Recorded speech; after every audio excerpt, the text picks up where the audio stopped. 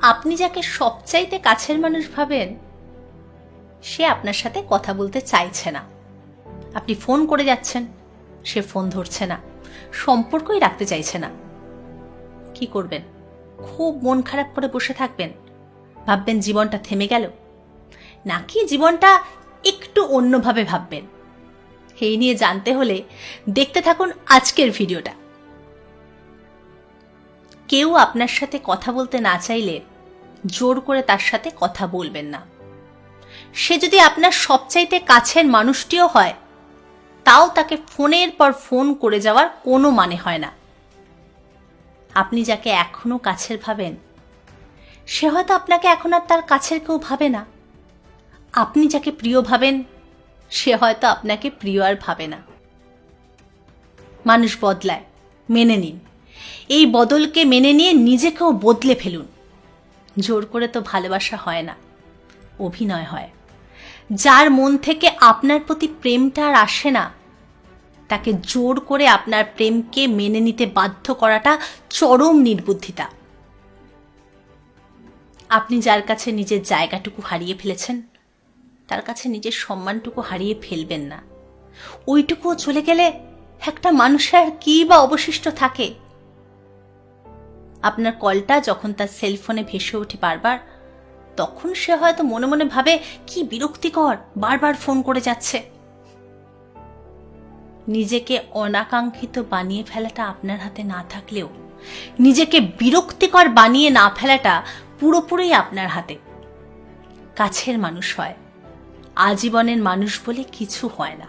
কাউকে জোর করে আজীবনের মানুষ বানানো যায় না। ওরকম কিছু করার চেষ্টা করার অর্থই হলো নিজের জীবনকে বিষিয়ে তোলা।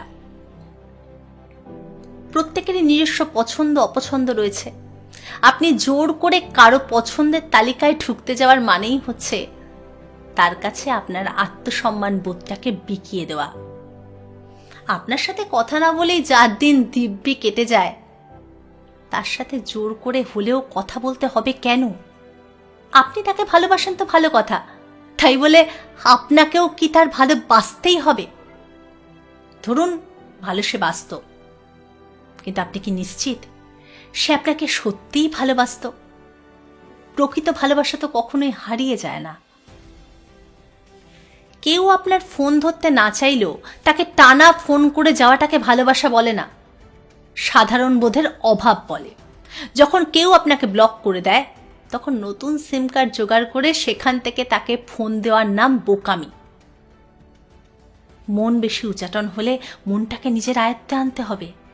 যে থাকতে চায় না আর থাকেনি, এরকম টানাটানি করার কি কোনো অর্থ আছে? একটা কাজ করুন, একদম চুপ হয়ে যান। বই পড়ুন, সিনেমা দেখুন, গান শুনুন, গাছ লাগান, পছন্দের কাজ করুন। একটু ভেবে দেখুন, যে আপনাকে একসময় ভালোবাসত সে এখন আর আপনাকে পাত্তা দেয় না। এর মানে কি? নিশ্চয়ই তার ভালোবাসায় কোনো একটি স্বার্থ বা শর্ত ছিল। স্বার্থ হাসিল বান্দা উধাও, এই সহজ জিনিসটা বুঝতে রকেট সায়েন্টিস্ট হতে হয় না। ঠান্ডা মাথায় ভাবুন, উত্তর পেয়ে যাবেন। আবার এমনও হতে পারে সে হয়তো আপনাকে ভালোবাসে, কিন্তু কোনো পরিস্থিতির কারণে সম্পর্কটি সে আর রাখতে চাইছে না, সে আর থাকতে চাইছে না। কেউ একটা সম্পর্ক রাখবে কি রাখবে না তা নির্ধারণ করতে তার ইচ্ছেটুকুই যথেষ্ট। তাকে জোর করে রাখতে চাওয়ার মানেই হচ্ছে নিজের সম্মানটা তার কাছে কমিয়ে ফেলা। একজন ভুল মানুষের জন্য কাঁদতে কাঁদতে নিজের চোখ দুটোকে অন্ধ করে ফেলবেন না। হয়তোবা সেই চোখ দুটো কোনো এক মানুষের কাছে ভীষণ প্রিয়, যে আপনাকে ডিজার্ভ করে। আপনি নিজেও নিজের মতো ভালো থাকার বুদ্ধি বের করুন। কি বুদ্ধি বের হচ্ছে না? সারাদিন একটা ভুল মানুষকে নিয়ে ভেবে ভেবে মাথাটা খারাপ করে রাখলে বুদ্ধি বের হবে কিভাবে? সে চলে গেছে বলে অস্থির লাগছে, পাগল পাগল লাগছে, কিছু ভালো লাগছে না। খোঁজ নিয়ে দেখুন, সে হয়তো কাউকে কাউকে বলে বেড়াচ্ছে, দেখ দেখ আমার জন্য কেমন করছে। একটু ভেবে দেখুন তো, এটা কি আপনার জন্য খুব সম্মানের হলো? কাউকে চিনতে আপনার ভুল হয়েছিল বলেই কি জীবনটা ভুলে ভুলে কাটিয়ে দিতে হবে? বরং আপনি সৌভাগ্যবান যে অনেক দেরি হওয়ার আগেই আপনি এমন একজনের কাছ থেকে নিজেকে দূরে সরিয়ে আনতে পেরেছেন, যে আপনার অনুভূতির দামই দেয় না। যে আপনার অনুভূতির দাম দেয় না, সে আপনার মনের মানুষ হওয়ার যোগ্যতাই রাখে না। আজ আপনি জানতে পারলেন সে আপনার ভালোবাসা নিয়ে, ইমোশন নিয়ে খেলা করেছে। জানার পর আপনি কি করছেন? নিজের ইমোশনকে তার মতন একটা মানুষের কাছে আরো খেলো, হালকা, সস্তা করে দিচ্ছেন।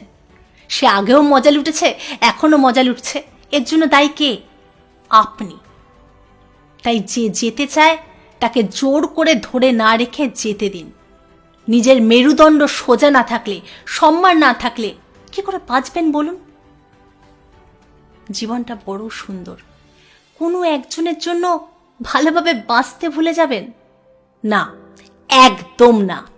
বাঁচার মতো করে বাঁচুন, মাথা উঁচু করে বাঁচুন, দেখবেন খুব ভালো থাকবেন।